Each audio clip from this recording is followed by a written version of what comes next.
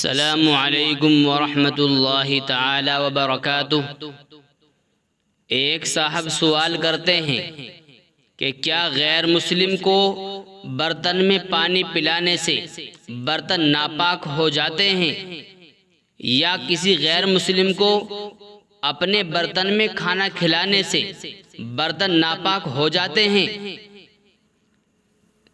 آج اکثر لوگوں کا یہی رویہ ہے۔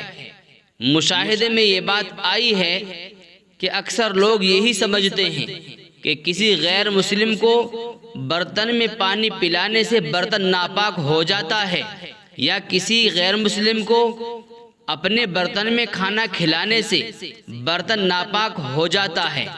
حالانکہ ایسا ہرگز نہیں۔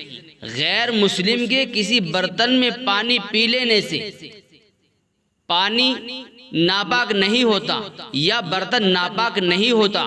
اسی طرح کسی غیر مسلم کے مسلمان کے برتن میں کھانا کھا لینے سے اس مسلمان کا برتن ناپاک نہیں ہو جاتا اور نہ ہی کھانا ناپاک ہوتا۔ اس لیے کسی غیر مسلم کو اپنے دسترخوان پر کھانا کھلا بھی سکتے ہیں۔ پیارے آقا جناب نبی اکرم صلی اللہ علیہ وسلم کے دسترخوان پر غیر مسلم بھی کھانا کھایا کرتے تھے، اور آقا مدنی صلی اللہ علیہ وسلم ان کو کھانا کھلایا کرتے تھے۔ یہ پیارے آقا کے اخلاق کریمانہ تھے اور حسن سلوک تھا۔ اور کبھی کبھار ہندوؤں کی دعوت، غیر مسلموں کی دعوت قبول بھی کی جا سکتی ہے، البتہ اگر کوئی مخصوص کھانا ہو جو دیوی دیوتاؤں کے نام پر چڑھایا گیا ہو، یا کھانے میں حرام اور ناپاک چیزیں شامل ہو، یا ناپاک چیزوں کی آمیزش ہو، تو اس کا کھانا جائز نہیں۔ یعنی ایسا کھانا جو انہوں نے اپنی دیوی دیوتاؤں کے نام نظر کیا ہو، چڑھایا ہو، اس کا کھانا جائز نہیں۔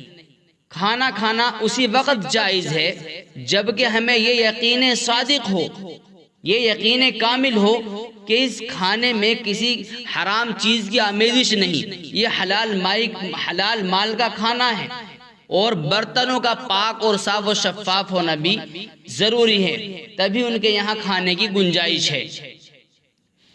اسی طرح ایک صاحب سوال کرتے ہیں کہ غیر مسلم کے ہاتھ کی پکی ہوئی چیز کا کھانا کیسا ہے؟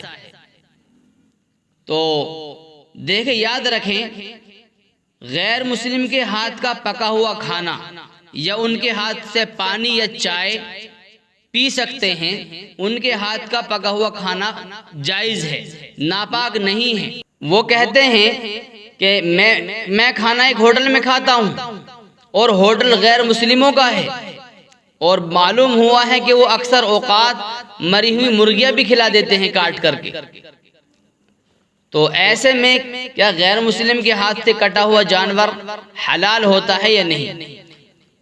تو جواب یہ ہے کہ ایسے ہوٹل میں کھانا نہیں کھانا چاہیے جہاں پاک ناپاک، حلال و حرام کی تمیز نہ کی جاتی ہو۔